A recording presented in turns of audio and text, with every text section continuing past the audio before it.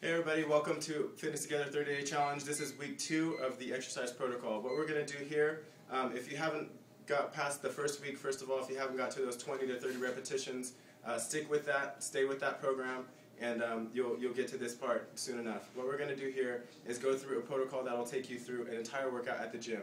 The way you want to do these exercises, they will be set up on the spreadsheet that you get on the website. So basically what we're going to start with is a chest press. Okay? So I'm going to have Rob, the first one on that list is a dumbbell chest press. Okay? So the dumbbell chest press is for the stabilization in the shoulders. I'm going to give Rob dumbbells right here. Good. So what you want to make sure is you keep your shoulder blades together the entire time. This is full extension. You don't want to do that. Pull your shoulder blades down and together. Create that arch in your lower back. Your shoulder blades should be touching in the middle of your back. So all the way down and all the way up. Nice and slow, controlled movement. All right. Isolate the entire upper body. Now, if you're all over the place with the dumbbells, if you feel like you can't keep them stabilized, they're all over the place, we want to take out that stabilization factor. And this is when you want to get it done on the Smith machine. Okay. You can't stabilize this out all the way down and all the way up, keeping your shoulder blades together the entire time. Now, if you were to extend your shoulder blades, come up and extend, that's what it looks like. You don't want to do that because you get traps and shoulders, trap and shoulders in there. We want to isolate on the chest, okay? All the way down and all the way up. Good, perfect. The next one, come all the way up, Ron. We're going to go to a wide grip lat pull down. So, right over here. You're going to take a seat. Now, most of the benches in the gym have a little a thing to keep your legs down. That's perfect. We don't have that here. What you want to do, make sure your shoulder blades are together the entire time. You're going to pull this to the top of your chest, all the way down, and all the way up. If you keep your shoulder blades together, that's going to keep the tension on the lats the entire time, okay? If you don't, go ahead and extend. That's what it looks like, all right? You want to pull the shoulder blades down together, isolate the shoulder girdle, and come all the way down and all the way back up. Perfect. So from there, come all the way up. We're going to go to the lower body for squats. All right? Now for squats, this is one of those exercises that can be reproduced at home with the dumbbells. So you're going to have them at your sides just like that. Your feet are going to be out a little bit and you're going to be able to drive through your heels. Now as you can see, the bottom of his leg is not bent at all, so it's straight. Perfect. Drive through your heels, down and up. All right, good. All the way out. Now, if you want to put on a little bit more weight than that, what you can do is use a Smith machine. Now, this is when those dumbbells get really, really heavy and you can't hold them anymore. Then you're going to need put the weight on your shoulders. Down and up, same thing. The bottom of his leg stays nice and straight. His knees don't go over his toes. Perfect. Down and up. And make sure you squeeze at the top on the glutes. Squeeze, lock out the legs. Perfect. All the way up. Next one we're going to go to is a seated row. Okay? That seated row, very similar to the lat pull down and working the back.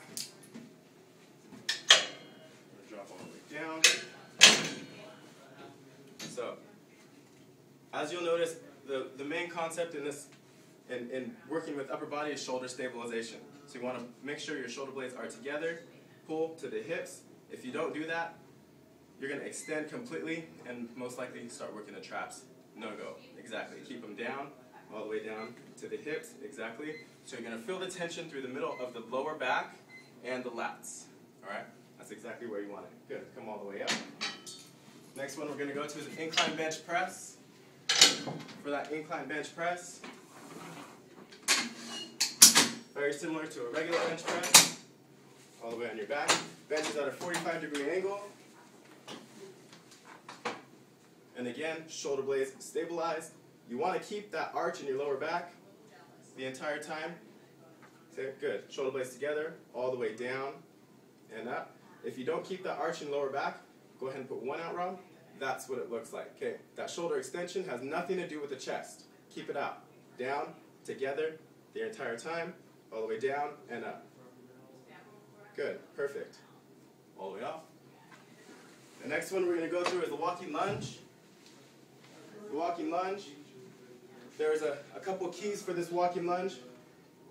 As you step forward, good. You're going to go into a split position. As soon as your toe disappears, that's when your back knee goes straight down. Good. Walk through the heel, all the way down. Toes gone, back knee straight down, all the way up. Don't touch the back knee on the floor.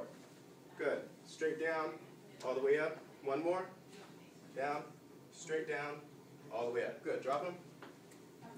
Good. The next one we have, we're going to go a little bit of abs, all the way around the abdominals.